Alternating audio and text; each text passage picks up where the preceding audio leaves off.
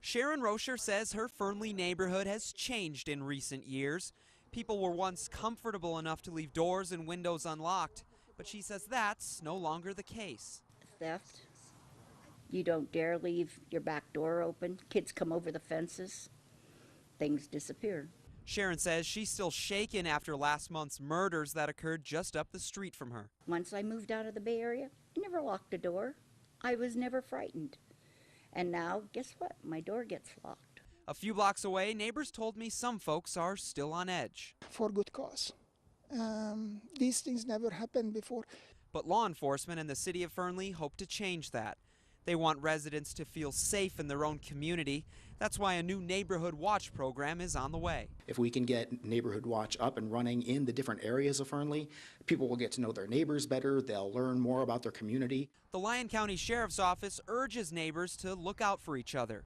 And if something doesn't look or feel right, to call authorities. Letting each other know, hey, some people don't belong here, and we need to keep an eye on these people. Even after last month's tragedy, this is still a tight-knit community, one that residents say they're proud to be a part of. I have lived in New York and other places, and this, even as it is now, it's by far the safest place I have ever lived, by far. Kathy Schafter's home did not look like this 12 hours ago. By this afternoon, though, she had a pool in her backyard. Not exactly what she was hoping for. I got calls to come home about 3 o'clock because my whole back had flooded, and we just planted some of the yard, and so the rocks disappeared and a lot of it disappeared under the water. By 7 o'clock, the water levels had dropped at Kathy's home. She said the flooding was much worse before the drainage system took over. It wasn't just waters that caused problems for homeowners in this neighborhood. It was also the hail.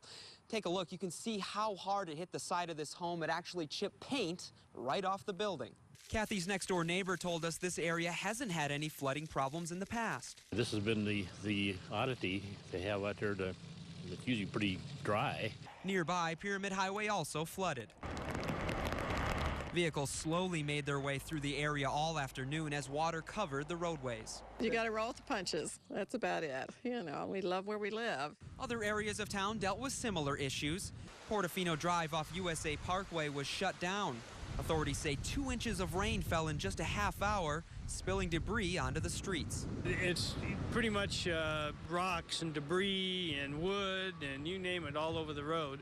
And that's what our front loaders are down the road here a little bit clearing out. Story County officials say it took a few hours to clear everything out and reopen the road. Adam Rasmussen joins us live from Victorian Square in Sparks with more. Hey, Adam. Hey, Wendy, I'm standing here with the folks from Minton Family Farms. They're out of Yuba City, California, and look at some of the stuff that they're selling here. Fresh cherries, fresh peaches right over here. And they've been coming back for 8 years in a row because they say this community is so supportive, and they're always looking for fresh produce. Because you know that the fruit that you bought today was at the farm yesterday. So this is fresh fruit, grown locally. It's the freshness of it, I think. You know, it's like waiting, 3 or 4 days in a truck, maybe, as opposed to a day, maybe from these vendors. So, you know, that's what I think. It's fresher. Well, with fresh produce from Nevada and California, there's a reason this farmer's market has been a hit for so many years. There are a few changes down here this year, however. You might remember last year the market started earlier in the afternoon to make it more family-friendly. Organizers also moved the event just west of here to Victorian Plaza, but that didn't go over well with some folks, so this year they brought the vendors back to Victorian Avenue. We really had a lot of meetings and thought about what we could do to bring back that street festival feel, and we decided that the best place for the market is right here on Victorian Avenue. Now, things are going to continue down here until 8 o'clock tonight, but if you can't make it down, of course, it runs every Thursday from 3 to 8 through August 22nd. Covering the story live, Adam Rasmussen, Channel 2 News.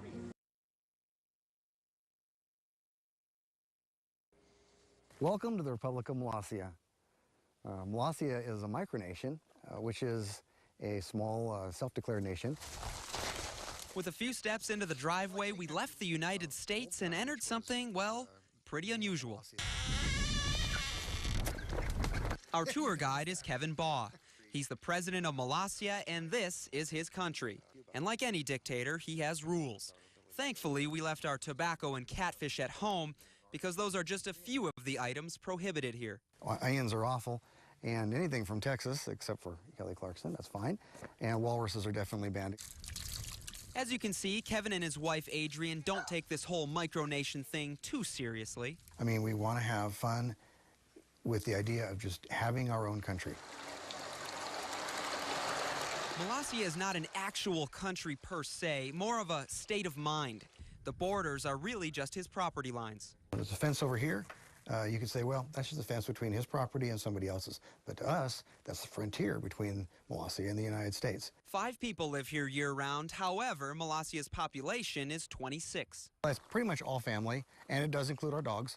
So our dogs are citizens. Kevin and his wife even have a post office and manufacture their own stamps. So this is a selection of some of our stamps. We send these stamps all over the world. People order them all over the place. Sure, Molossia may only be 1.3 acres in size, but for Kevin, it's as big as his imagination. Molossia has a space program. Yes, it's basically model rockets, but it's a space program. It's hard not to appreciate this guy's creativity, and it doesn't end there. And here in the Republic of Molossia, you can bring in U.S. currency and exchange it in for Valora. And 5 Valora is the equivalent of 1 tube of cookie dough. Running a micronation is by no means all fun and games, though.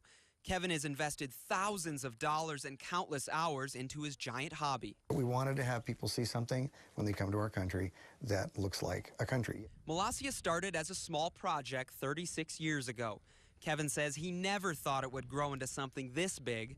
And as long as people want to keep visiting, he'll be here to show them life just outside of the United States. Well, sort of. It's neat where it has gone, and we only hope it just gets better.